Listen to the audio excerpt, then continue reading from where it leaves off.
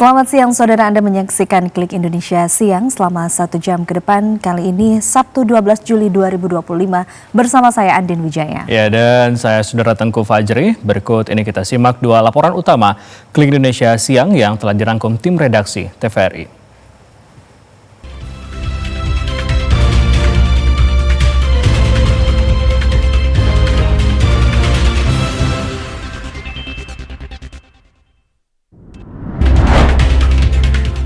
Gunung Lewotobi laki-laki di Kabupaten Flores Timur, Nusa Tenggara Timur erupsi sebanyak 2 kali.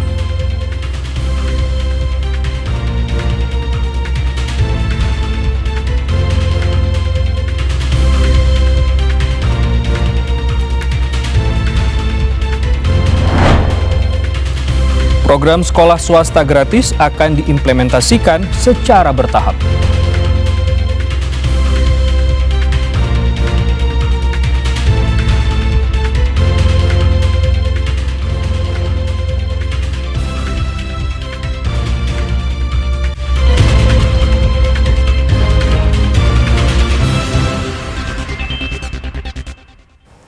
Kita awali Klik Indonesia Siang, saudara. Upaya pencarian korban KMP Tunu Pratama Jaya kembali membuahkan hasil pada hari ke-10 Jumat 11 Juli 2025.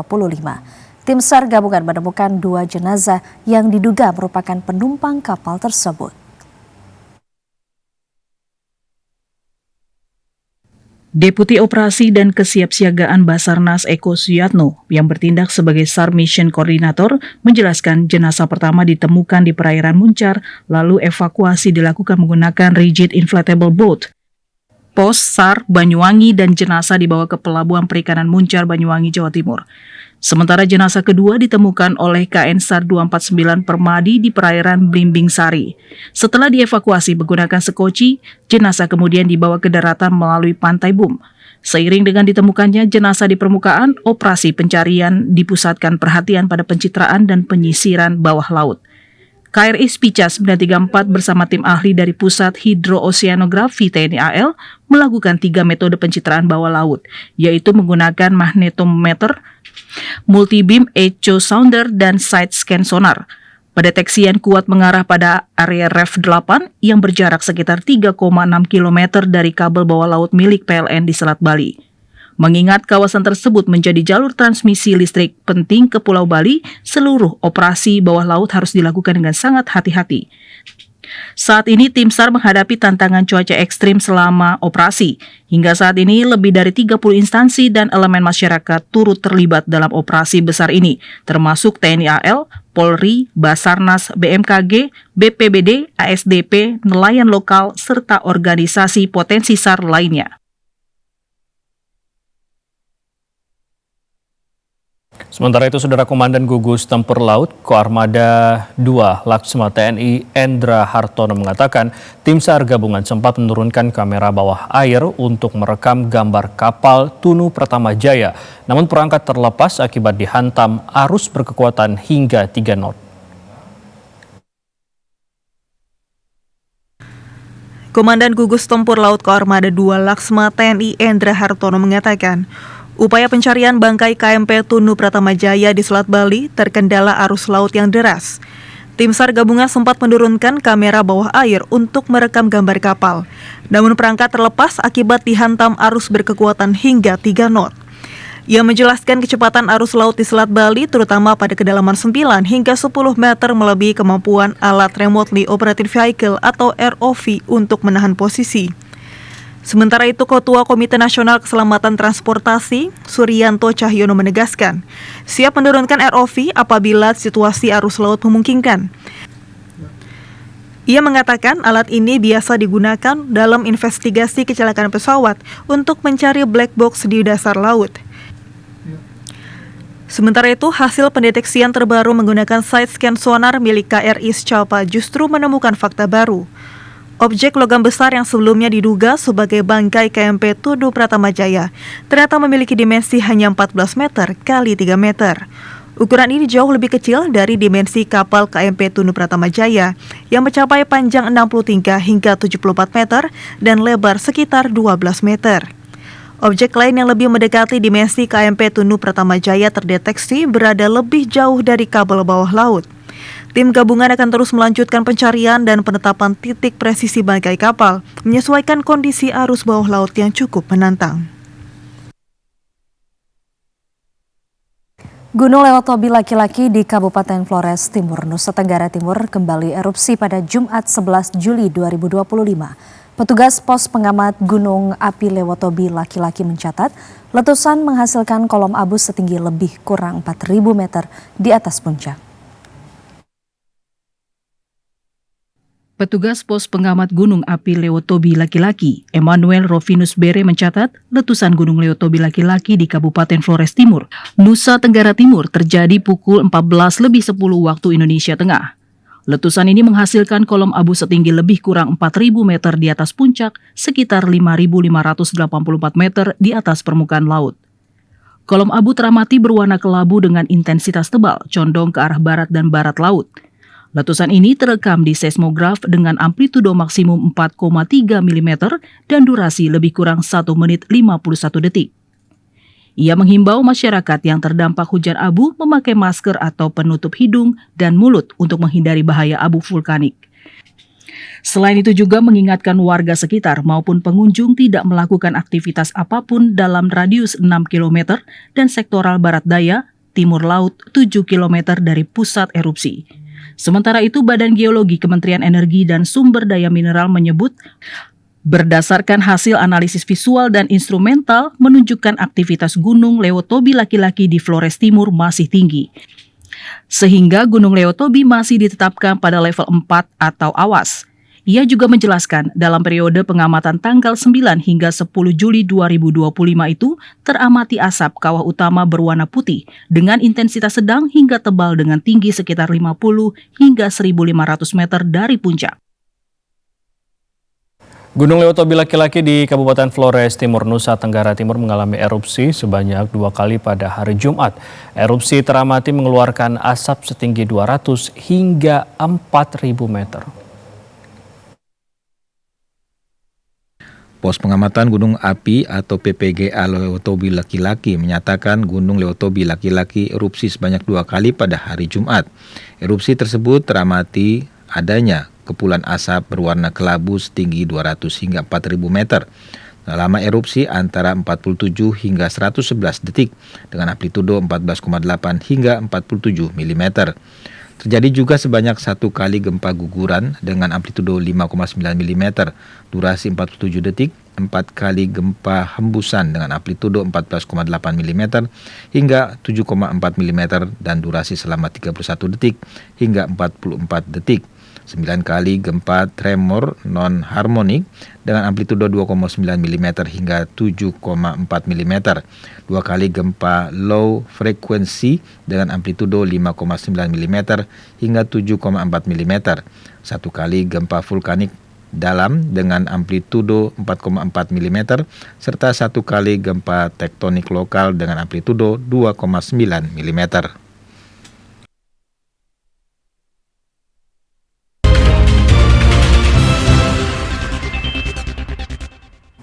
Kita beralih ke informasi lainnya, Saudara. Presiden Republik Indonesia Prabowo Subianto membuka peluang melakukan bertemu secara langsung dengan Presiden Amerika Serikat Donald Trump guna melakukan negosiasi tarif impor AS yang dikenakan untuk produk Indonesia sebesar 32%.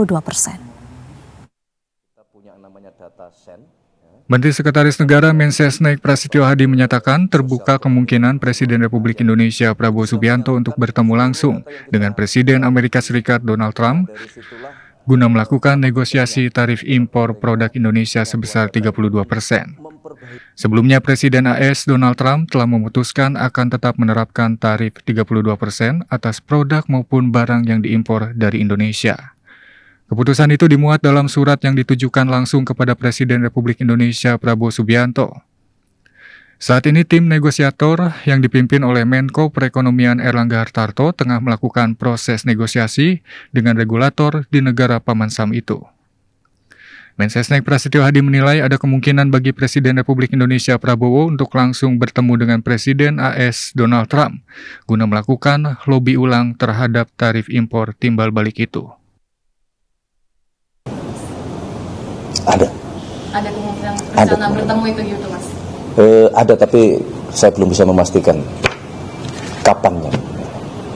Mas, mungkin kalau paket tawarannya apakah ada tambahan dari Indonesia, Mas, untuk membujuk Taiwan? Untuk sementara tidak ya.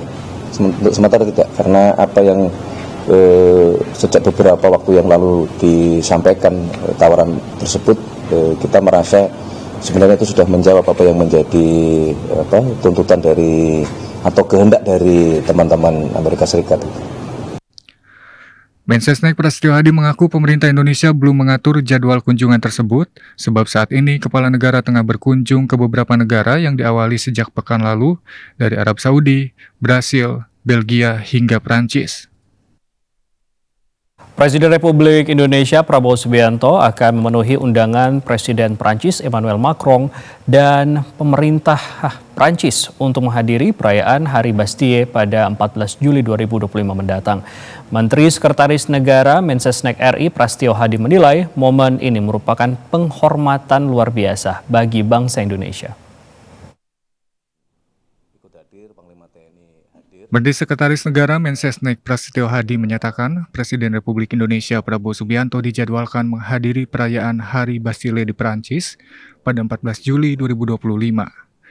Mensesnek mengaku agenda tersebut merupakan undangan langsung dari pemerintah Perancis sekaligus kunjungan balasan Presiden Perancis Emmanuel Macron yang beberapa waktu lalu melakukan lawatan ke Indonesia.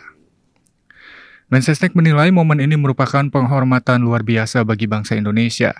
Pemerintah Indonesia juga mengirim kontingen kehormatan, yakni Patriot Indonesia II, yang berisikan anggota dan Akademi TNI Polri, berjumlah 500 personil guna mengikuti parade militer dalam rangka memperingati perayaan Hari Bastille tersebut. Sebagaimana yang sudah kami sampaikan, ada undangan dari Presiden Macron dan pemerintah Prancis untuk menghadiri Hari Bastille Day tanggal 14. Ini bagian dari kehormatan balasan dari kunjungan Presiden Macron beberapa waktu yang lalu ke Indonesia. Menteri Sekretaris Negara Mensesnek RI Prasetyo Hadi mengatakan rencananya Presiden Republik Indonesia Prabowo Subianto bersama delegasi terbatas akan melakukan pertemuan dengan pemerintah Perancis guna meningkatkan kerjasama strategis kedua negara.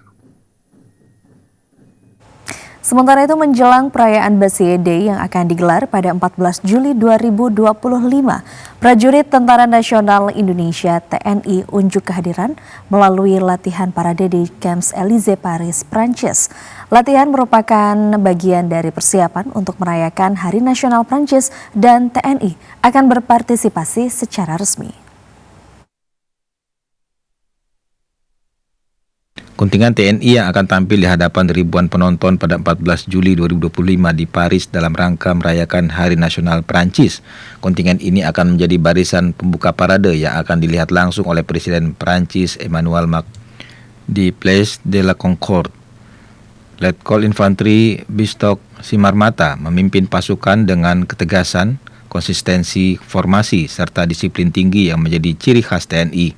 Pelaksanaan latihan ini tidak hanya menjadi persiapan teknis, tetapi juga memiliki makna simbolis yang mendalam. Tahun ini Bastille Day bertepatan dengan peringatan 100 tahun penyalaan api abadi La Flamme, serta penghormatan kepada pahlawan dan korban perang melalui simbol Bleu de France. Hal ini semakin memperkuat makna kehadiran TNI sebagai wakil Indonesia dalam memperkuat hubungan bilateral dengan Prancis. Penampilan drum band Lokananta yang terdiri dari Taruna Akademi TNI dan Polri menarik perhatian. Mereka menampilkan alunan musik khas Nusantara yang berpadu dengan penampilan yang energik. Suara dentuman drum dan gerakan anggun anggota grup semakin memeriahkan suasana latihan yang berlangsung di Boulevard terkenal itu, membuat warga Paris yang menyaksikan bertepuk tangan meriah. Komandan Kontingen Satgas Patriot II, Brigjen TNI Ferry Irawan, menyatakan pengakuan sebagai pasukan pembuka adalah suatu kehormatan. Kegiatan ini menjadi ajang untuk diplomasi militer. Komitmen Indonesia terhadap perdamaian dan stabilitas global tampak jelas dalam partisipasi ini. Kegiatan tersebut bukan hanya sekedar perayaan, tetapi sarana untuk menunjukkan kebanggaan sebagai sebuah negara yang menjunjung tinggi nilai-nilai kemanusiaan dan perdamaian. Saudara, pemerintah akan segera mengimplementasikan sekolah swasta gratis. Kementerian Pendidikan Dasar dan Menengah menyatakan sekolah swasta gratis akan diimplementasikan secara bertahap. Pemerintah melalui Kemendikdasmen akan segera mengimplementasikan putusan Mahkamah Konstitusi atau MK terkait sistem pendidikan nasional, yaitu sekolah swasta gratis selama masa wajib belajar. Namun demikian, program sekolah swasta gratis tidak akan dilaksanakan serentak. Sekretaris Jenderal Kemendikdasmen Surahti menjelaskan program sekolah swasta gratis akan dilaksanakan secara bertahap. Hal ini karena anggaran yang dimiliki pemerintah belum mencukupi untuk memenuhi biaya pendidikan gratis pada sekolah negeri dan swasta. Pada bulan Mei lalu, MK telah mengabulkan uji materi nomor 2003 tentang sistem pendidikan nasional. MK memerintahkan pemerintah menggratiskan pendidikan wajib belajar 9 tahun di sekolah swasta. Pembangunan fisik sekolah rakyat di Kalimantan Timur akan dimulai di kota Samarinda.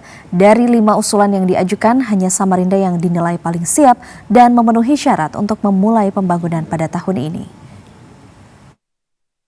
Pembangunan fisik sekolah rakyat di Kalimantan Timur akan dimulai di kota Samarinda.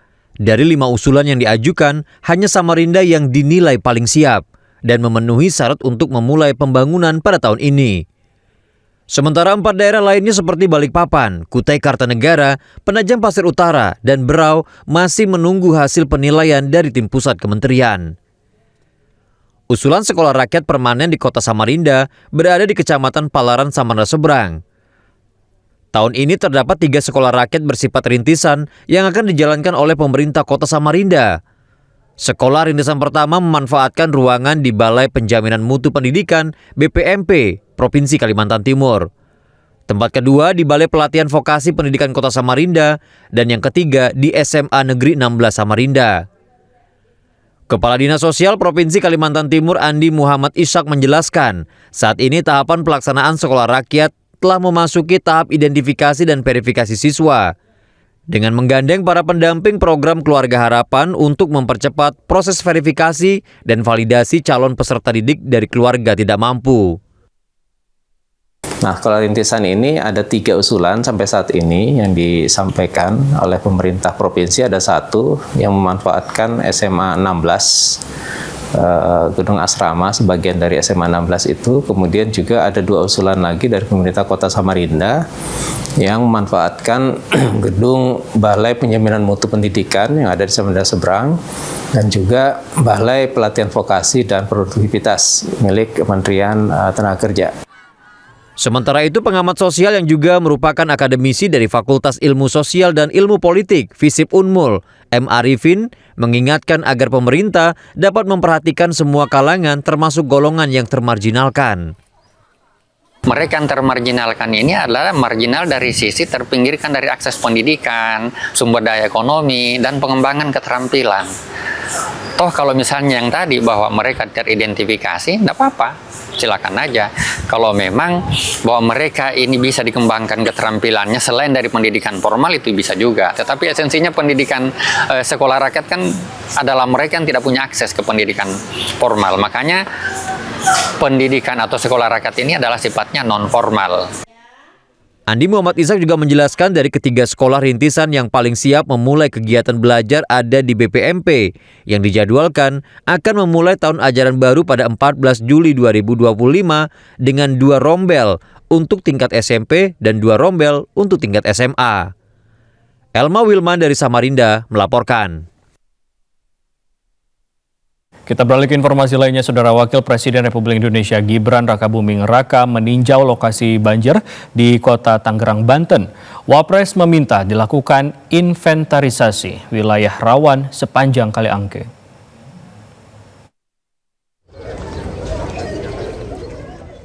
Wakil Presiden Gibran Rakabuming Raka meninjau permukiman warga di kawasan Ciledug Indah 1, Kelurahan Pedurenan, Kecamatan Karang Tengah, Kota Tangerang, Banten, yang sempat dilanda banjir pada beberapa waktu lalu. Wapres menerima laporan terkait kondisi terkini pasca banjir. Wapres memerintahkan dilakukan langkah inventarisasi terhadap wilayah-wilayah yang rawan banjir di sepanjang aliran sungai.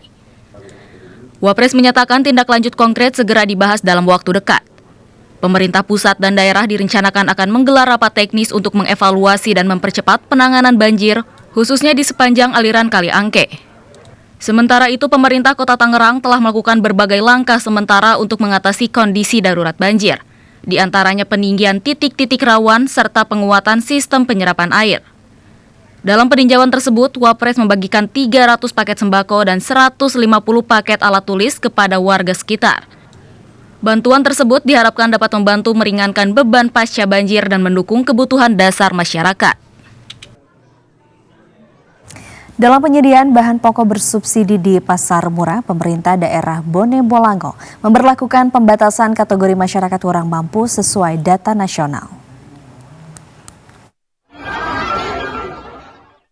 Pemberian bahan pokok bersubsidi melalui Pasar Murah hanya diperuntukkan kepada masyarakat kurang mampu yang ada dalam data terpadu kesejahteraan sosial yang dikeluarkan oleh Kementerian Sosial melalui pendataan di setiap desa dan kecamatan. Hal ini membuat terjadinya pembatasan pemberian bahan pokok bersubsidi untuk masyarakat miskin di luar desil 1 dan desil 2. Kondisi ini sempat membuat masyarakat protes karena tidak bisa dilayani dan harus berdesak-desakan demi mendapatkan bahan pokok bersubsidi.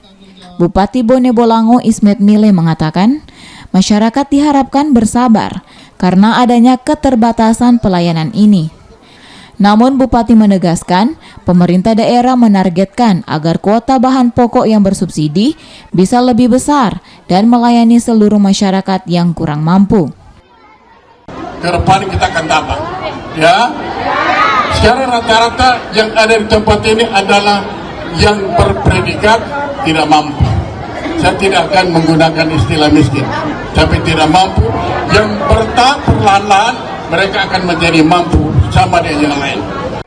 Pemerintah daerah Bone Bolango selanjutnya akan melakukan evaluasi untuk mengetahui jangkauan manfaat program Pasar Murah dalam memenuhi kebutuhan masyarakat kurang mampu di wilayah Kabupaten Bone Bolango. Rivaldi Hapili, kontributor TVRI Gorontalo.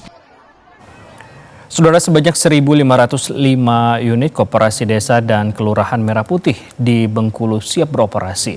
Terpilih 10 koperasi dari 3 wilayah yang menjadi percontohan, yakni di wilayah Kabupaten Muko-Muko, Kabupaten Kaur, dan Kota Bengkulu. Koperasi desa dan kelurahan Merah Putih akan mulai beroperasi akhir Juli nanti.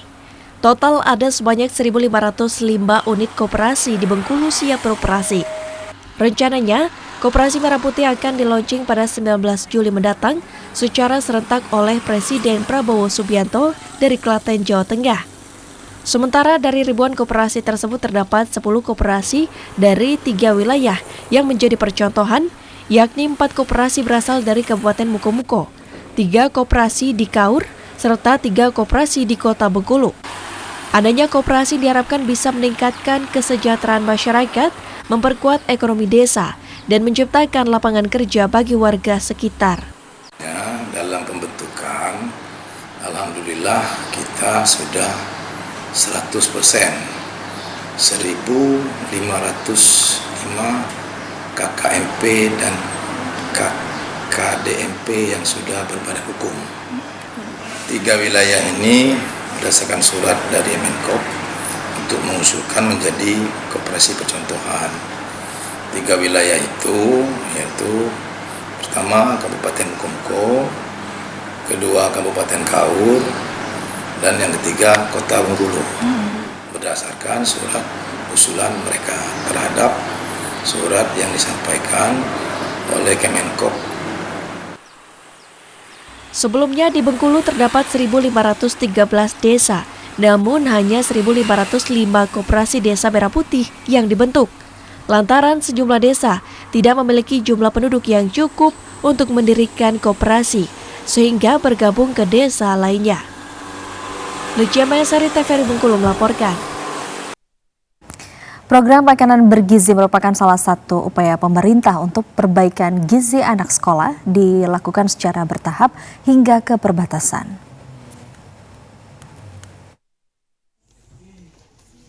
Cakupan pelaksanaan program makan bergizi gratis di kabupaten diperluas. Sebelumnya tahap pertama di Kecamatan Kapuas sejak awal tahun 2025. Sedangkan tahap kedua di Kecamatan Bunut. Selanjutnya baru menyasar wilayah perbatasan. Dandim 1204 Sanggau Letkol Infantri Subandi mengakui, program makan bergizi gratis tidak bisa dilakukan secara serentak, karena program pemerintah pusat kita siap melaksanakan program makan bergizi gratis hingga keterbatasan. Untuk perbatasan akan dipusatkan di Kecamatan Sekayam dengan total antara 3.000 hingga 3.500 jumlah pelajar yang mendapatkan program makan bergizi gratis. Selanjutnya nanti adalah di wilayah perbatasan, yang dimana untuk proses peletakan batu kemarin yaitu dengan menggunakan mitra, yaitu di wilayah Sekayam. Ya, kenapa Sekayam? Nanti Sekayam juga akan mengcover di wilayah Entikong juga. Nah, untuk radiusnya ya, disesuaikan dengan kuota yang bisa dilakukan oleh nanti dapur sehat yang ada di wilayah Sekayam, yaitu antara 3.000 sampai 3.500. Dandim 1204 Sanggau Letkol Infantri Subandi mengatakan, dapur sehat melayani semua SDN baik di Kecamatan Sekayam dan Kecamatan Entikong. Untuk pedalaman yang sukar akses mesti dilakukan perbaikan infrastruktur terlebih dahulu oleh Pemkab Sanggau agar distribusi tidak mengalami kendala. Pemerintah Kabupaten Bulungan, Kalimantan Utara menganggarkan 1,5 miliar rupiah untuk program pemeriksaan kesehatan gratis. Anggaran itu digunakan untuk masyarakat dari pelajar, masyarakat umum hingga orang dewasa khususnya di lingkungan pemerintahan. Pemerintah Kabupaten Bulungan menganggarkan 1,5 miliar rupiah untuk pemeriksaan kesehatan gratis atau PKG. Anggaran itu digunakan untuk PKG mulai dari pelajar, masyarakat umum termasuk ibu hamil hingga balita dan orang dewasa khususnya di lingkungan pemerintahan. Kepala Dinas Kesehatan Bulungan Imam Suyono mengatakan setelah sempat terhenti lantaran kehabisan bahan alat medis dan kekurangan anggaran. Namun, pihaknya sudah kembali menerima bantuan dari pemerintah pusat berupa bahan habis pakai untuk PKG, serta adanya alokasi anggaran dari Pemkab Bulungan. Sehingga bulan ini, pihaknya kembali melanjutkan pemeriksaan gratis terhadap masyarakat. Imam Suyono menambahkan, hingga saat ini capaian pemeriksaan kesehatan untuk masyarakat umum baru menyentuh sekitar 2.700 orang. Hasil pemeriksaan rata-rata pasien menderita penyakit asam urat hingga kolesterol. Sebetulnya kita itu ada dana DAK, informasinya ada dana DAK dari pusat, tapi yang terdistribusi bukan dalam bentuk uang, bukan dalam bentuk rupiah, tapi dalam bentuk bahan habis pakai. Kemudian Bulungan ini kita juga dari hasil efisiensi kemarin itu menganggarkan sekitar 1,5 M untuk bahan habis pakai. Imam Suyono mengungkapkan program PKG merupakan bagian dari upaya deteksi dini penyakit, sehingga ketika ditemukan gejala penyakit pada masyarakat, maka langsung dilakukan penanganan medis. Muhammad Aras dari Bulungan melaporkan. Sejumlah informasi lainnya akan kami hadirkan usai jeda berikut ini. Tetaplah bersama Klik Indonesia Siang TVRI.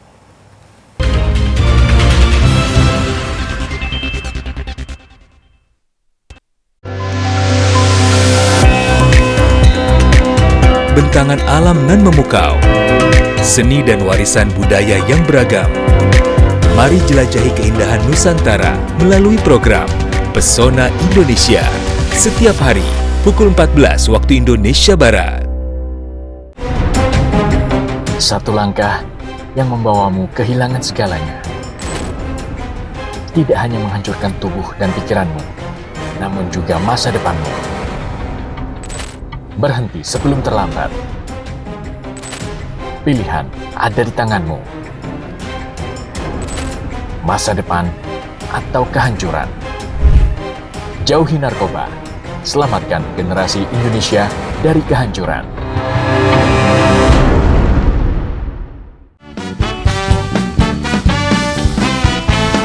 Musik seru, tempat asik, vibe santai. Paling cocok buat nongkrong sambil ngobrol, bahas musik dan rahasia di balik karya. Bareng Noin Bullet featuring Yako and the Janks. Burning Impact. Host Tatayang. Taman Buaya Music Corner, Minggu 13 Juli 2025, pukul 21.30 waktu Indonesia Barat.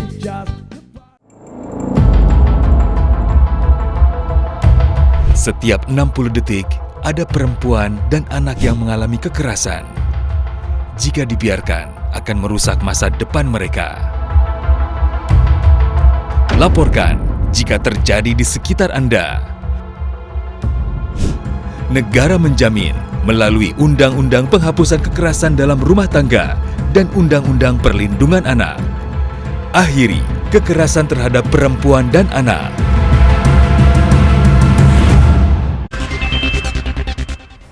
Terima kasih Anda masih bersama kami di Klik Indonesia Siang. Dan saudara, jumlah informasi seputar kabar dari Ibu Kota Nusantara akan kami sampaikan dalam segmen Lensa IKN berikut ini.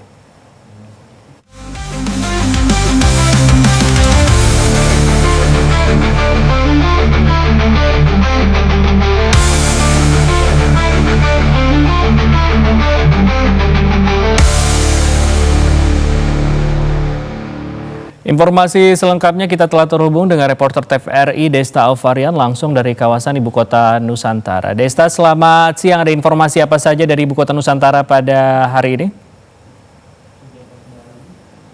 Selamat siang Fajri dan juga saudara.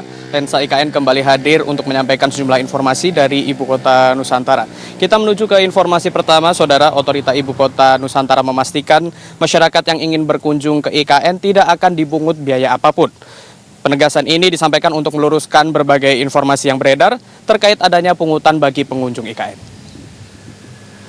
Otorita Ibu Kota Nusantara menegaskan seluruh kawasan publik di IKN dapat diakses secara gratis oleh masyarakat tanpa dikenakan pungutan apapun.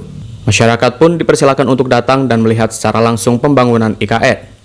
Hal ini merupakan komitmen dari Otorita IKN dalam menjaga transparansi dan keterbukaan informasi kepada publik.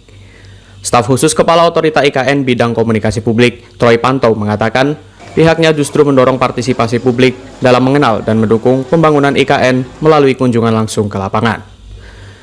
Namun pengunjung tetap harus mengikuti prosedur dan peraturan yang berlaku demi menjaga ketertiban dan keselamatan di area pembangunan.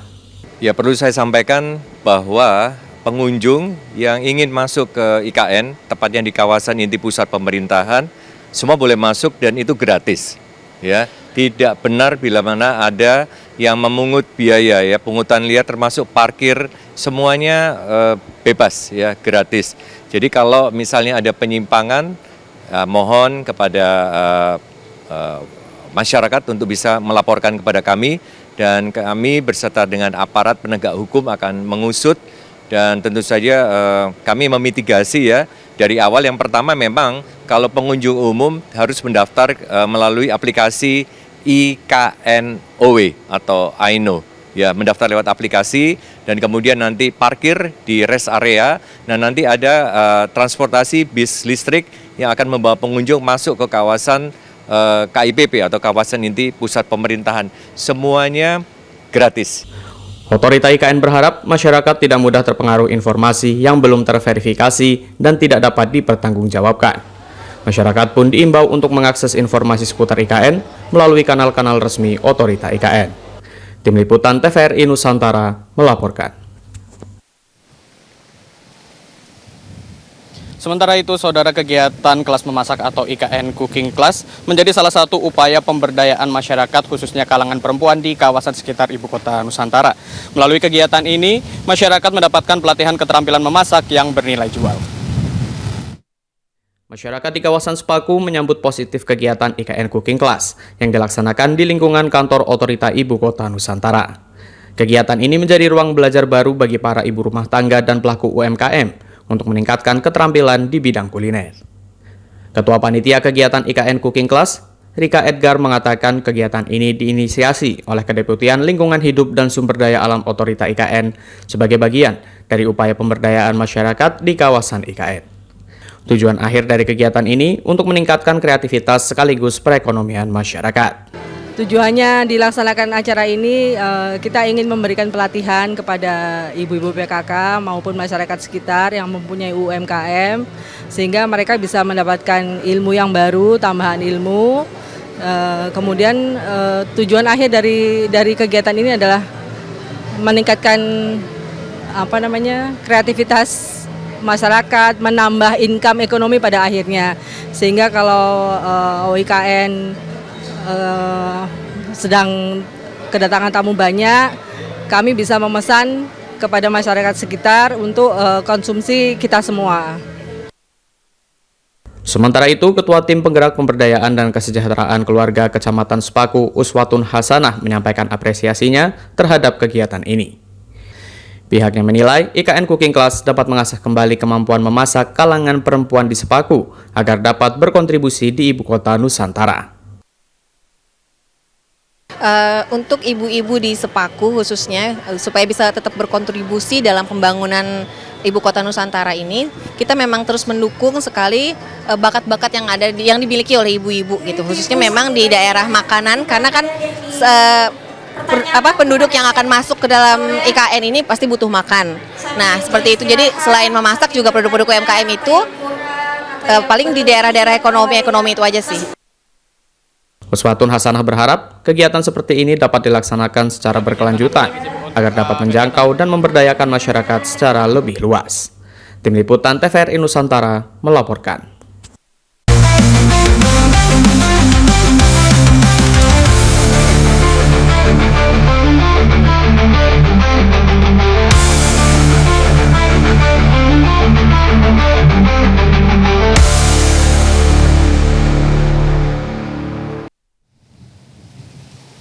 Demikian sejumlah informasi yang dapat kami sampaikan dalam Lensa IKN. Dari Ibu Kota Nusantara kita kembali ke studio Fajri. Baik, terima kasih Desta Varian atas informasi Anda. Selamat berakhir pekan.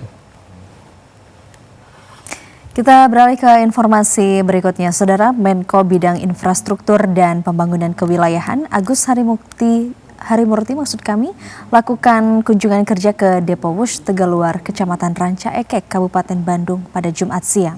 Dalam kegiatannya, AHY menyinggung rencana pembangunan jalur Wush ke Jawa Tengah hingga Jawa Timur.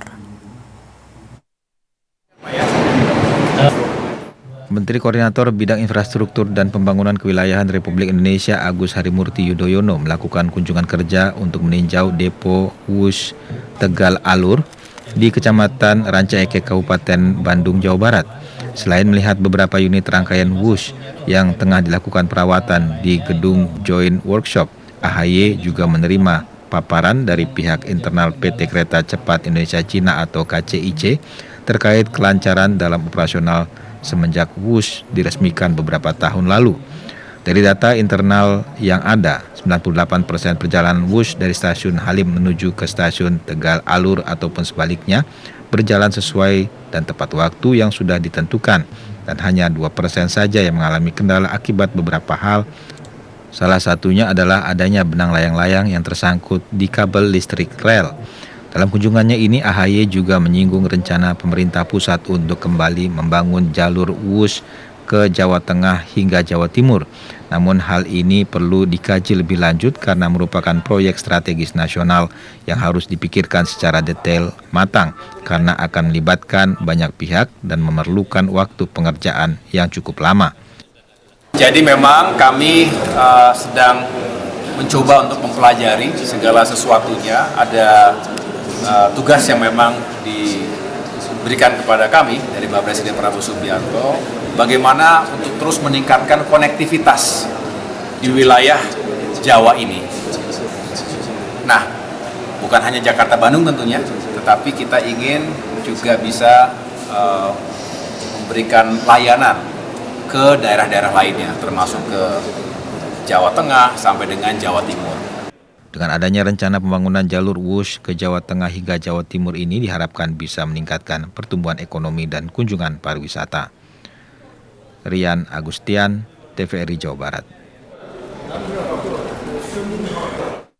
Informasi dari Provinsi Riau, Saudara, tim gabungan akhirnya berhasil mengendalikan kebakaran lahan gambut di Jalan M. Yamin, Kelurahan Bagan Keladi, Kecamatan Dumai Barat, Kota Dumai.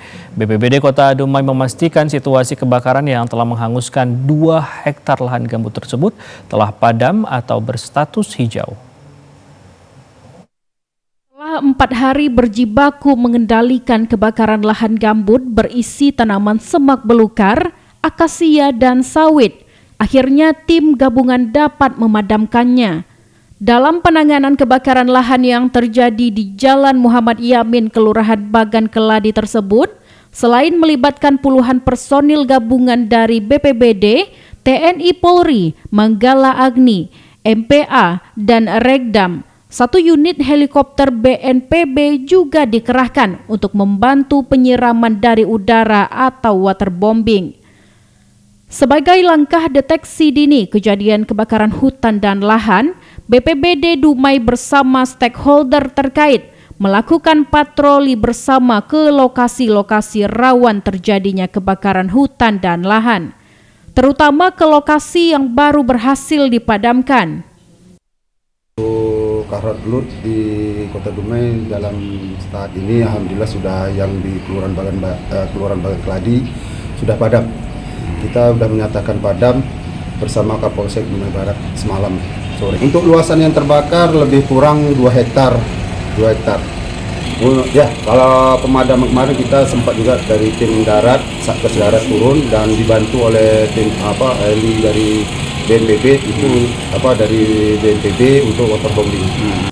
BPBD terus menghimbau agar masyarakat tidak melakukan pembakaran baik saat membuka maupun membersihkan lahan, terutama di saat kondisi cuaca seperti saat ini.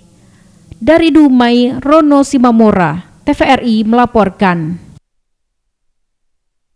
Kabupaten Purwakarta, Jawa Barat tengah bergerak memperkuat wilayahnya sebagai benteng ketahanan pangan nasional melalui program agroforestry. Agroforestry akan mewujudkan swasembada pangan hingga wisata ramah lingkungan.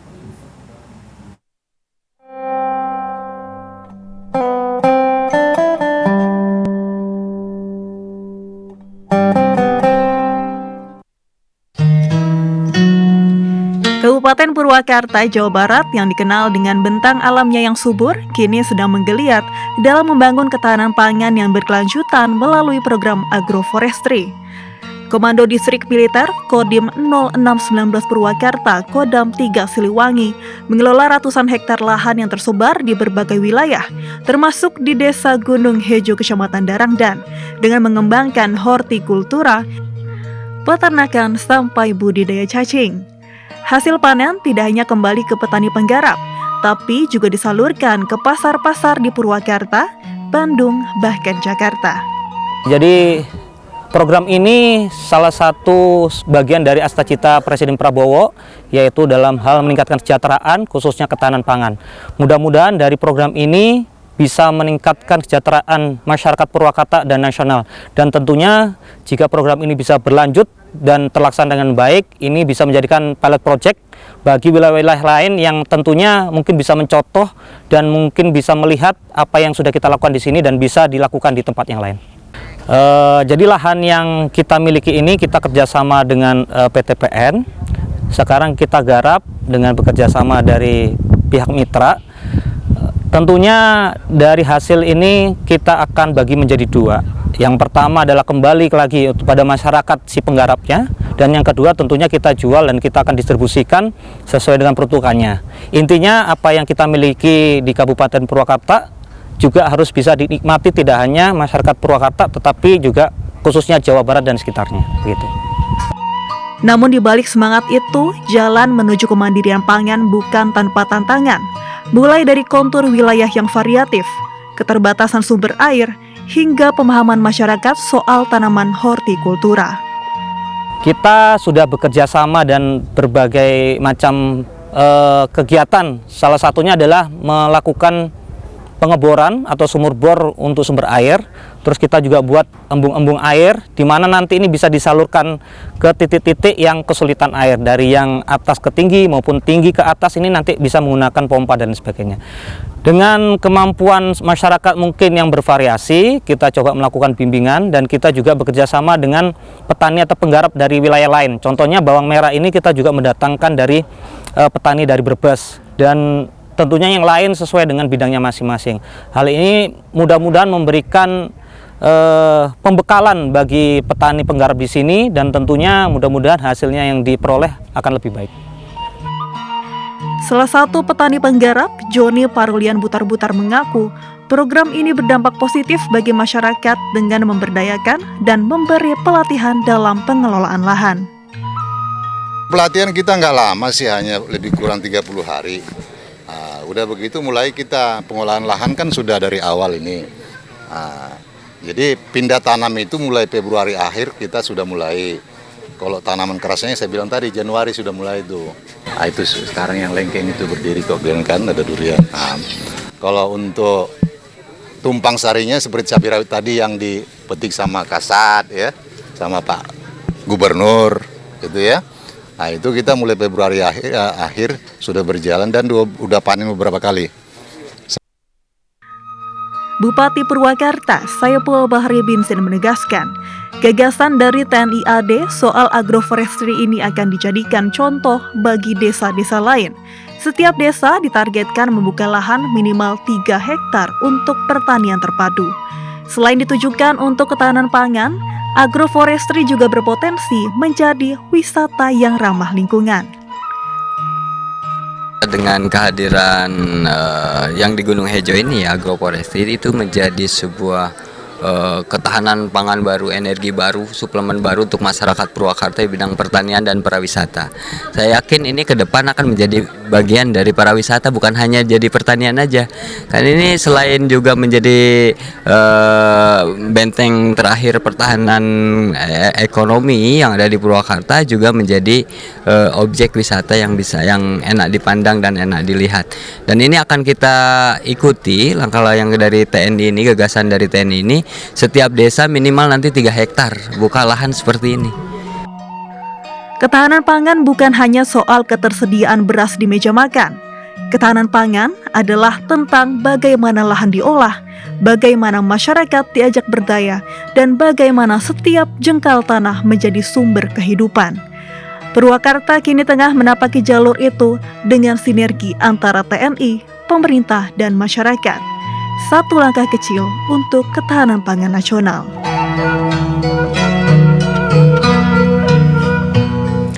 Dan saudara, usai jeda kami masih akan kembali dengan informasi menarik lainnya. Tetaplah bersama kami.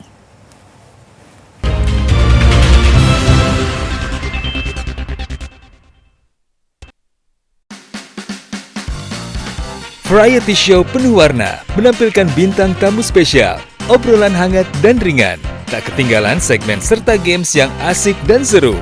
Bersama host Doli Sapri dan Nexa Paisan, co-host Kicuy, Olivia, Fazo, dan DJ Nata Wijaya.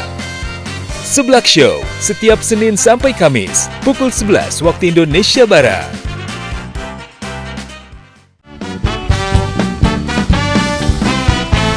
Musik seru, tempat asik, vibe santai. Paling cocok buat nongkrong sambil ngobrol, bahas musik dan rahasia di balik karya. Bareng Noin Bullet featuring Yako and the Janks. Burning Impact. Host Tata Yang. Taman Buaya Music Corner, Minggu 13 Juli 2025, pukul 21.30 waktu Indonesia Barat. Terima kasih Anda masih bersama kami di Klik Indonesia Siang. Saudara, pendidikan memegang peranan penting untuk kemajuan sebuah bangsa, tak terkecuali di Kabupaten Sanggau. Jika pendidikan rakyatnya tertinggal, penduduknya akan mengalami kesulitan dalam beradaptasi dan menghadapi tekanan dari dunia luar. Guna mendukung program pemerintah Kabupaten Sanggau, Tidak mengherankan jika pemerintah desa pedalaman Kecamatan Tayan Hilir mengadakan sejumlah program untuk menunjang kemajuan pendidikan di Kecamatan Tayan Hilir khususnya. Salah satunya akan melaksanakan peluncuran program English Village atau Kampung Inggris. Kepala Desa Pedalaman Kecamatan Tayan Hilir Sunarto mengatakan, program yang akan direalisasikan itu untuk membantu pemerintah terutama dalam sektor pendidikan anak-anak dan terutama dalam berkomunikasi bahasa Inggris. Program Kampung Inggris ini dibiayai dana desa bidang pemberdayaan masyarakat. Program Kampung Inggris untuk mengedukasi anak-anak sekolah dasar mengerti dan memahami serta fasih berbahasa Inggris.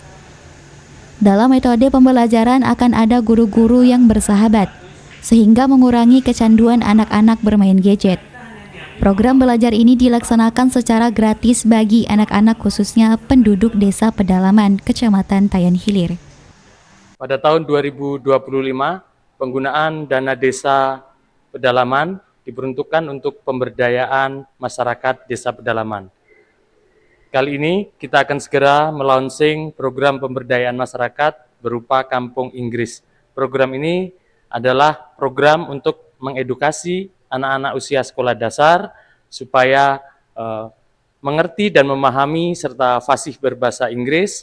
Selain itu, bersama guru-guru yang bersahabat akan menghilangkan kecanduan terhadap gadget. Program ini mendapatkan sambutan yang sangat antusias dari orang tua anak. Baru 2 hari dibuka pendaftaran yang mendaftarkan anaknya sudah mencapai 180 orang.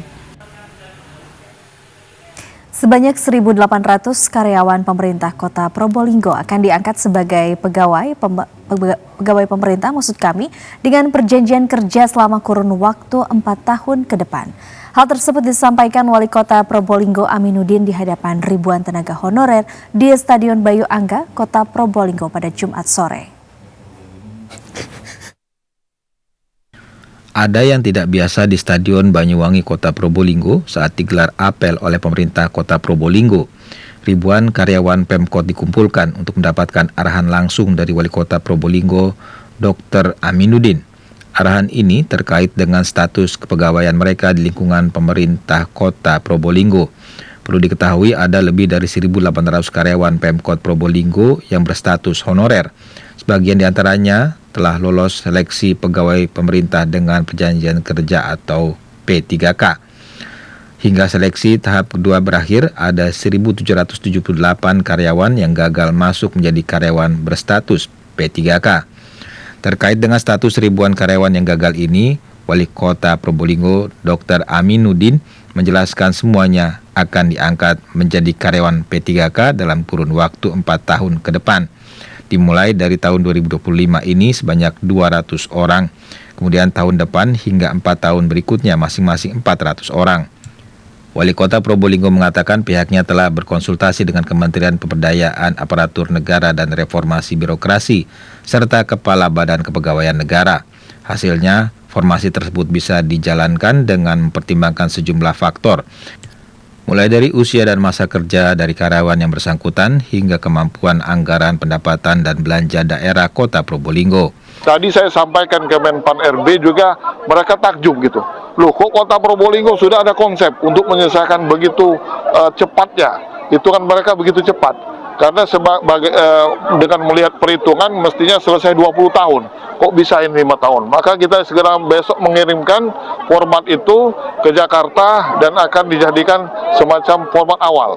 Mudah-mudahan ini menjadi format untuk seluruh percontohan, ya, semacam pilot proyek, dan bisa juga menyebabkan seluruh non-ASN di Indonesia ini selesai dalam 5 tahun ini. Untuk sementara, karyawan honorer Pemkot yang gagal masuk dalam seleksi P3K akan berstatus karyawan P3K paruh waktu. Masa kerja karyawan berstatus P3K paruh waktu berlangsung selama 1 tahun dan dapat diperpanjang berdasarkan evaluasi kerja dan kebutuhan organisasi. Dari Probolinggo, Puji Anugrah melaporkan. Ya, saudara, dengan semangat tinggi, anak-anak dari 7 kelurahan di Kecamatan Sungai Kunjang mengikuti dan memilah sampah plastik dalam Lomba Plastic Hero 2025. Kegiatan yang digelar selama sepekan ini tak hanya berhasil mengumpulkan 240 kg sampah, akan tetapi juga menanamkan kepedulian lingkungan sejak usia dini.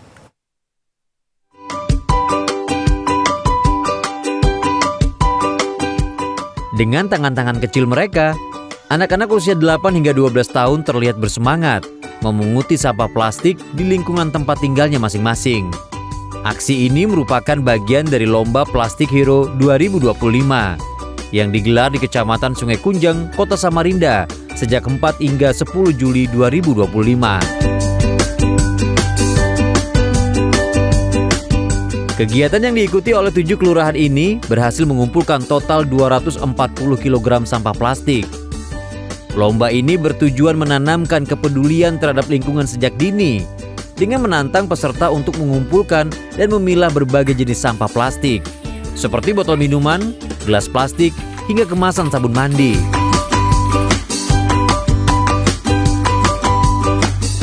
Camat Sungai Kunjang, Dwi Siti Nurbaya, mengatakan kegiatan ini menjadi langkah awal penting dalam membentuk karakter peduli lingkungan bagi generasi muda. Mulai mengedukasi masyarakat kita, mulai dari anak kecil ya, anak-anak kita, adik-adik kita, mulai sekarang stop buang sampah sembarangan. Ya, sampahmu adalah tanggung jawabmu, sehingga kita masing-masing bertanggung jawab terhadap sampah kita. Oleh karena itu, kami melaksanakan kegiatan ini supaya anak-anak mulai tahu semuanya bahwa pentingnya memilah sampah. Jadi kita berharap ke depan Samarinda semakin bersih, semakin bersih, semakin bersih.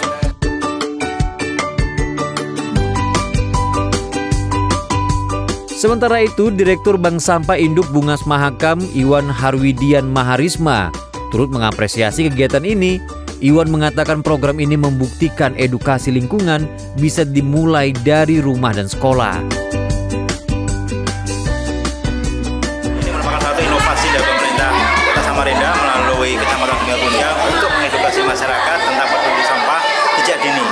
Dan hasil dari kegiatan hari ini luar biasa, meskipun durasi waktu pelaksanaannya hanya 7 hari, mampu mengumpulkan sampah plastik di wilayah Sungai Kunjang sebanyak 240 kg.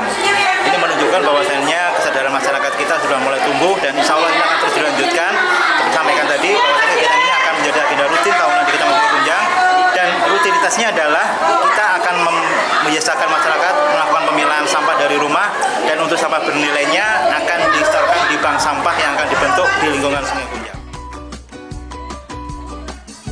Setelah melewati seluruh tahapan lomba, Kelurahan Karangasem Ulu akhirnya keluar sebagai juara pertama dengan total 85,6 kg sampah plastik. Posisi kedua diraih Karanganyar dengan 56,25 kg sampah plastik. Dan ketiga ditempati Loabuah dengan 28,3 kg sampah plastik. Sementara itu, posisi keempat hingga ketujuh secara berurutan ditempati oleh Teluk Lerong Ulu, Loa Bakung, Karangasem Ilir, dan Lok Bahu.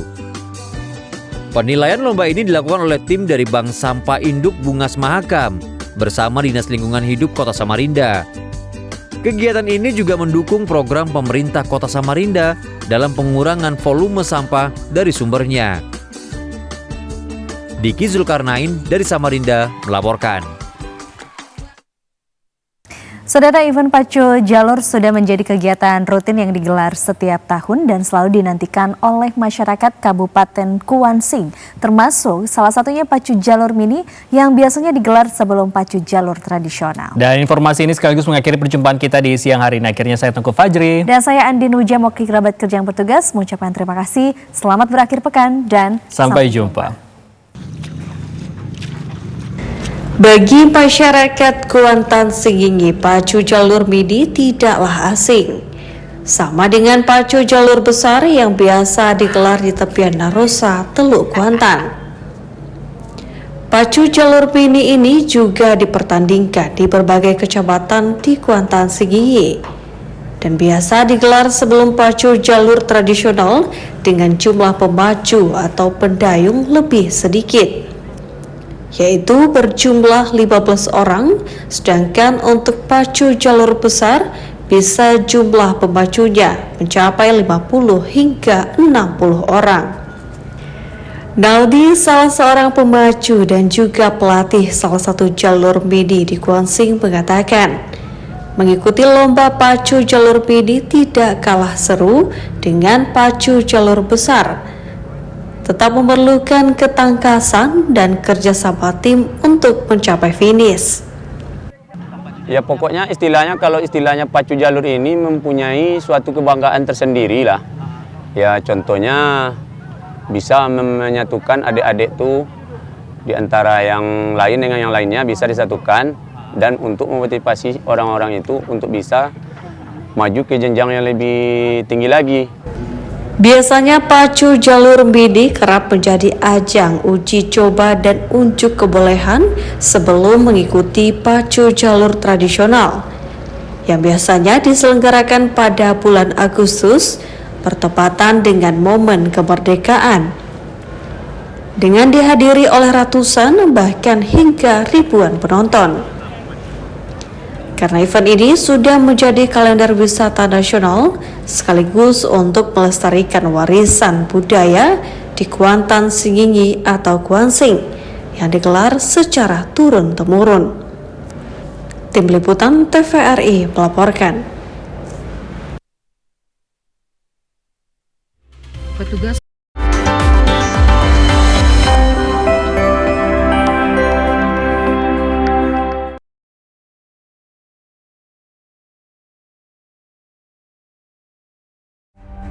Hukum membela negara dan melawan penjajah adalah fardhu ain alias wajib bagi setiap mukallaf atau orang dewasa yang berada dalam radius 88 km.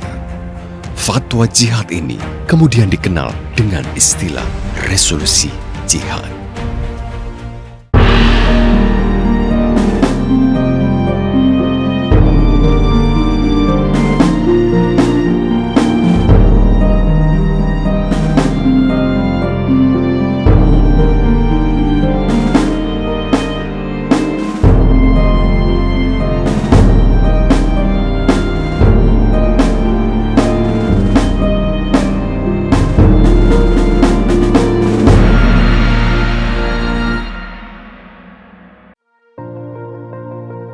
Hadratus Syekh Hasyim Asy'ari adalah seorang pahlawan nasional dan pendiri Nahdlatul Ulama atau NU yang dihormati oleh masyarakat Indonesia.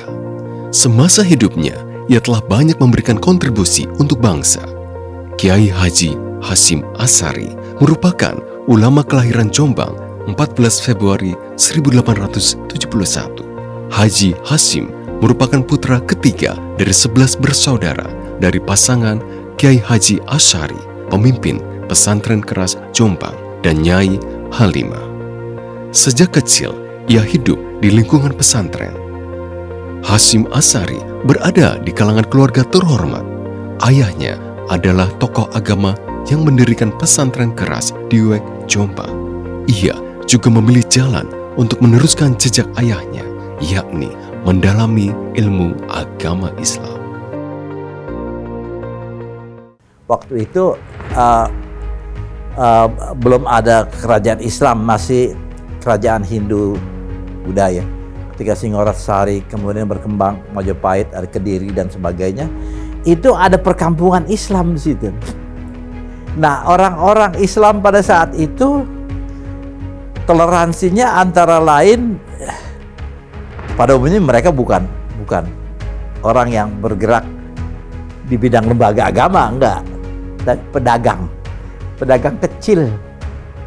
Jadi dia biasanya pagi itu dia dagang, tapi sore hari itu ketika dia menyampaikan